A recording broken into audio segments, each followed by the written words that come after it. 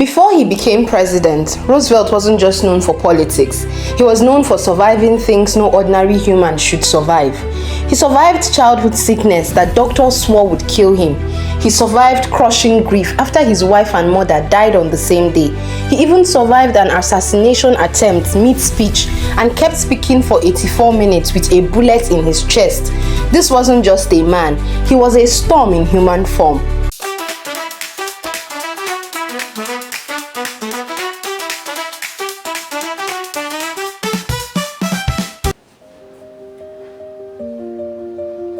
Born weak, wheezing, and fragile, little Teddy Roosevelt wasn't expected to live long. But instead of surrendering, he declared war on his own body.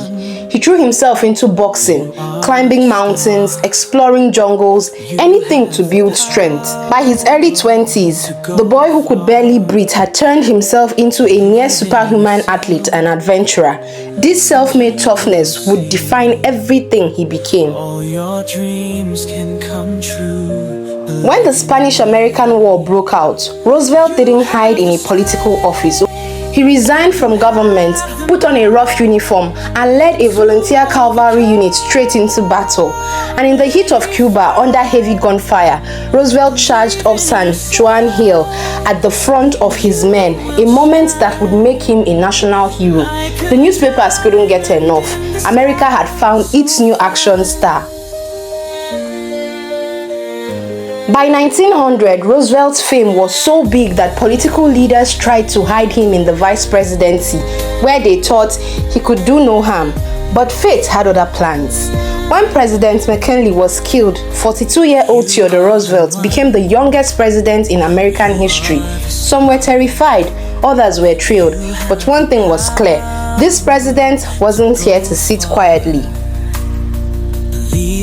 Roosevelt took office like a bulldozer in a silk suit. He smashed corrupt monopolies, the big trusts that controlled entire industries. He told business tycoons that America belongs to the people, not to billionaires.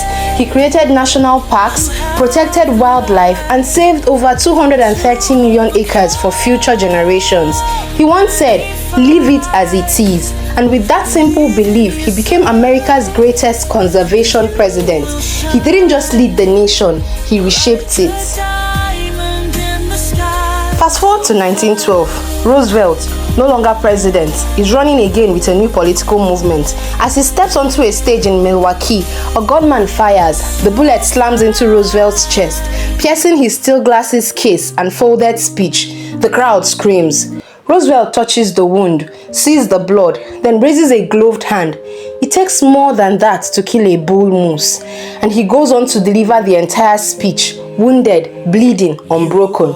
Because that was Roosevelt, a man too stubborn to die, too brave to hide, too alive to slow down. Roosevelt didn't just leave history, he charged through it, head first, with fist clenched and chest out.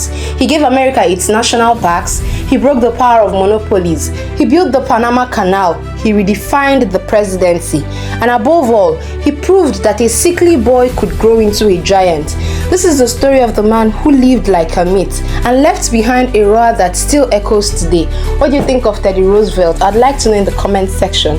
For more stories like this, please click on the like button, subscribe, share as well.